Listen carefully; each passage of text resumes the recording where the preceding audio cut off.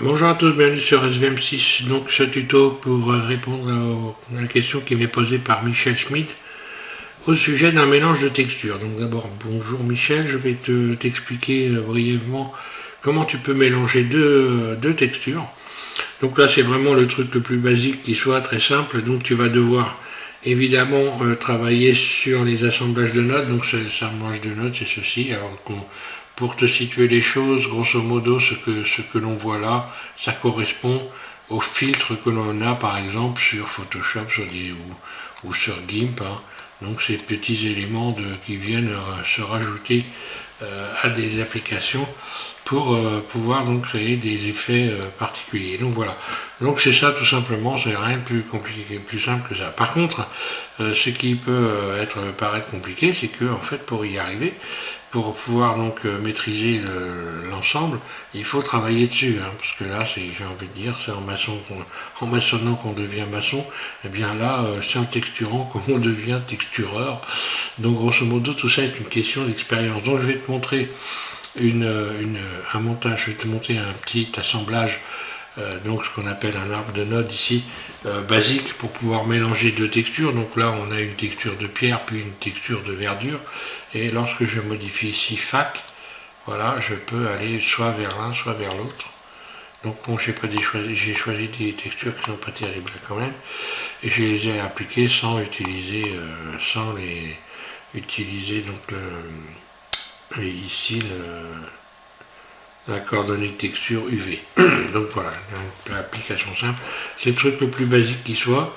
Donc si je modifie ici, je reviens vers la texture de pierre. Et si je vais par là, je vais faire la texture de verdure. La texture de verdure qui est appliquée, hop là, c'est bon. Voilà, donc j'ai rajouté comme ça dans mes pierres un petit peu de verdure. Ok, donc je vais repartir à 0 et sur une autre fenêtre et je vais te faire la démo, c'est rapide, c'est facile.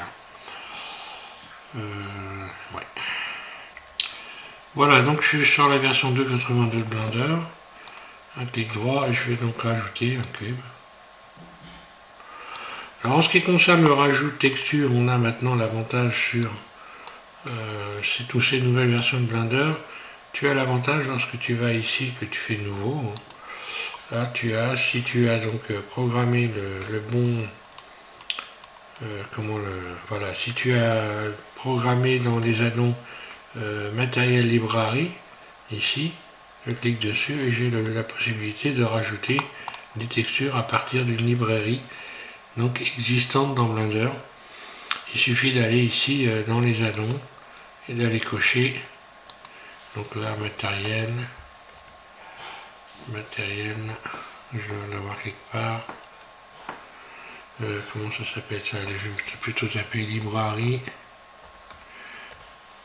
Voilà. Voilà, on l'a ici, librairie, matériel.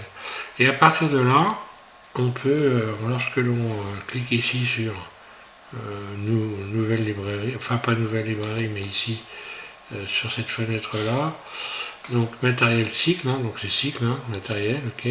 Si je clique ici, je vais avoir donc une liste, par exemple, je peux aller chercher un car paint et appliquer la sélection ici, voilà. Lorsque je vais me retrouver, je vais aller ici, dans le mode rendu ici, enfin là, plutôt dans ce mode matériaux ici, voilà. J'ai ça. Si je vais chercher, j'en sais rien, céramique par exemple, applique, voilà. Et là, je me retrouve avec un autre matériel, le diamant, etc. Flore.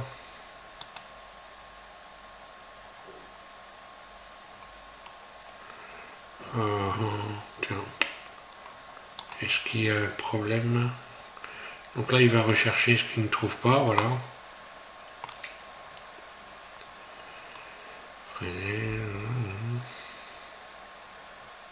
Tiens, on va aller chercher du marbre.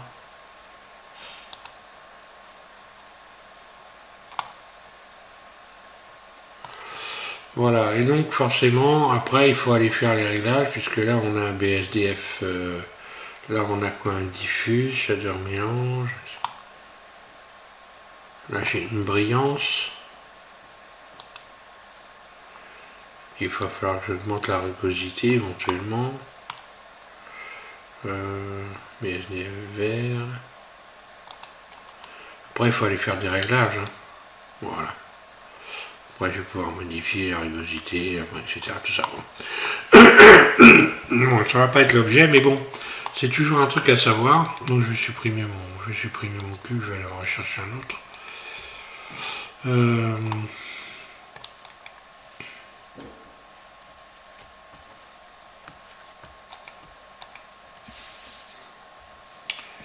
Voilà, donc, bah, je vais rester dans le mode Eevee ici, hein, pas de problème. Et je vais voir une autre fenêtre, par exemple, ici. Alors, il y a différentes ici possibilités. On peut aller chercher carrément des fenêtres hein, qui sont préconçues pour faire ça. Moi, j'ai l'habitude de monter mes propres fenêtres. Alors, c'est intéressant, évidemment, d'utiliser ces fenêtres. Hein. Moi, je suis habitué à les ouvrir avec ma façon. Donc voilà, je positionne mon curseur ici, c'est toujours bon à savoir, un clic droit, donc vertical split, et puis un clic gauche ici, et je vais aller chercher donc le shader, donc l'éditeur de shader, voilà. Donc à chaque fois je vais rajouter donc des textures ou des matériaux à cet élément, donc à mon cube, je vais avoir ici donc un ensemble de nœuds ou de nodes, voilà. On les appelle comme on veut, peu importe, on pourrait rappeler ça des filtres si on veut, c'est pas un souci, on s'en fiche. Le principal c'est de comprendre comment ça fonctionne. Donc là, je vais rajouter un matériau, voilà, je vais nouveau. Moi je vais rajouter plutôt une texture, je clique dessus, donc il fait une nouvelle texture. Et voilà ce que j'ai, j'obtiens ça. Voilà. Donc là, à partir de là, si je me mets ici dans le mode rendu matériaux, je vais commencer à, si je modifie ici par exemple la couleur, je vais donc avoir une couleur. Bon, ça j'imagine que tu dois le savoir. Donc ici, je vais me mettre dans le blanc à 0, voilà, peu importe pas. Et je vais aller chercher donc maintenant je vais rajouter des éléments à partir de la liste que l'on trouve ici, dans rajouter. Dans rajouter, je vais aller rajouter ici dans des shaders. Donc les shaders, je peux rajouter un shader donc d'image. Je vais aller chercher donc une texture d'image par exemple. Voilà, texture ici d'image. Je vais rajouter donc pas un shader mais une texture d'image. J'aurais pu retirer BSDF guidé puis mettre à la place ici un diffuse. C'est ce que je vais faire d'ailleurs. Donc je fais un clic gauche dessus. Celui-là je vais supprimer. X c'est pas une grande importance. Donc on voit que il n'y a plus rien du tout. Donc il s'est devenu noir. Je vais reconnecter le diffuse ici à surface. Donc pour attraper les plots ici, j'appuie en continu à gauche sur le curseur de ma souris. Je bouge ma souris. Donc je tire un fil et je viens le connecter. Voilà, le brancher ici. Il est redevenu blanc, n'est-ce pas? Et je vais maintenant rajouter une image. Donc je vais chercher une texture d'image. Un clic gauche, ça vient se coller au bout de mon curseur. Un clic gauche, je libère l'image et je vais la connecter couleur à couleur. Je vais aller chercher donc maintenant mon image, ouvrir. Je vais chercher une image de pierre. Voilà, ouvrir. Donc là on voit que l'image est venue donc se projeter sur le cube. Désolé, j'ai un petit problème de gorge. Donc, je disais, voilà, donc c'est venu se projeter donc de manière égale partout. Hein. Donc là, j'ai plusieurs projections possibles ici, soit une forme de boîte, voilà ce qui va se passer, soit une forme de sphère. Voilà. Et donc là, je vais garder à plat, puisque ce qu'il faut garder, c'est ça, voilà. Et puis, je vais rajouter, donc mélanger une autre texture avec, puisque c'est ce que tu veux faire des mélanges, et bien voilà, ça c'est le truc le plus basique qui soit. Hein. Je vais chercher un shader ici de mélange. Shader mélange, il doit se trouver ici, voilà, un clic gauche, shader mélange. Et ce shader mélange, je vais le positionner ici entre diffuse et sortie matériaux. Et je fais un clic gauche, je libère. Voilà. À partir de là, on voit que sur shader mélange, il y a deux plots ici. Ce qui va me permettre de rajouter sur ce plot là une nouvelle texture. Donc je vais sélectionner par exemple ces deux éléments là. les dupliquer en faisant Shift D, un clic gauche. Et je vais réinitialiser ici cette texture en cliquant sur le 2, là. Voilà. Je réinitialise, autrement je vais me retrouver avec une texture pierre. Je vais aller rechercher donc une nouvelle image. Hein. Je vais chercher de l'herbe, puisque apparemment tu voulais mettre de la verdure, donc je vais aller chercher de la verdure. Bon, peu importe, tiens, on va chercher ça, allez hop, ouvrir. Voilà. Donc là on voit bien que j'ai herbe, sol, et ici pierre. Donc attention à bien réinitialiser. Je peux ouvrir et agrandir les fenêtres là, hein. À bien réinitialiser, autrement ça ne va pas le faire. Autrement, ça fait qu'il y a deux textures pierre tout simplement, et ça on voit rien du tout, qu'il ne se passe rien. Ensuite je vais donc reconnecter le diffuse ici à deuxième plot ici, voilà. Et voilà, là on va voir qu'on a un mélange. Et je vais pouvoir maintenant modifier donc ici l'effet de balance. C'est un potence comme une potence d'un magnétoscope, voilà. C'est une simple potence, en fait, voilà. Donc si je vais d'un côté, j'ai que du vert. Si je vais de l'autre côté, j'ai que de la pierre. Et si je bouge ici, bien, je vais ajouter, garder un peu de verdure, enfin faire un réglage pour avoir un mixage des deux qui me convient. Donc voilà pour faire un simple assemblage alors bon, ce qu'il faut savoir, c'est que c'est un peu, tu te retrouves là, Michel, dans le même cas de figure qu'un peintre, par exemple, qui va donc, en travaillant et à force de travailler sur ces assemblages, se perfectionner et donc améliorer sa technique. Et voilà, et grosso modo, le mieux c'est de faire des expériences bien sûr et de travailler dessus. En fait, tu peux pas taquer des doigts et y arriver parce que suivant les personnes, ça va être des personnes enfin les gens vont être plus ou moins performants suivant la quantité de travail qu'ils vont donner évidemment sur ces assemblages, donc voilà. Donc des fois on voit aussi, c'est un peu comme les peintres, hein, aussi on voit des gens qui sont un peu farfelus, hein, qui font des assemblages des fois qui ressemblent à rien du tout, et surtout qui servent à rien, qui sont beaucoup trop lourds, très souvent les choses les plus simples fonctionnent très bien, donc il ne faut pas trop non plus chercher à exagérer, hein. D'ailleurs j'ai fait une démonstration il n'y a pas très longtemps sur un assemblage que l'on retrouvait donc dans cette bibliothèque de textures que l'on trouve lorsque l'on installe Blender Kit. Ici, lorsque je clique ici, moi je l'ai installé, voilà, ça s'appelle Blender Kit ici. Et Blender Kit, c'est un addon qu'il y a dans Blender. Cet addon permet de se rendre sur un site. Lorsque l'on s'est enregistré sur le site, on a accès donc ici à des textures. Alors évidemment, c'est très intéressant puisqu'on voit en même temps, donc pour l'assemblage de notes, par exemple, ça va pouvoir se servir.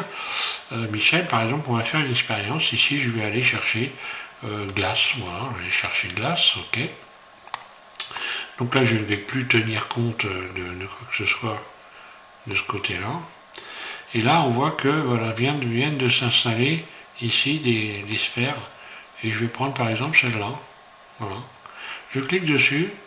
Et là, ça va se télécharger, on va le voir ici. Voilà, j'ai un effet de glace qui est venu s'installer sur mon cube. Voilà, directement.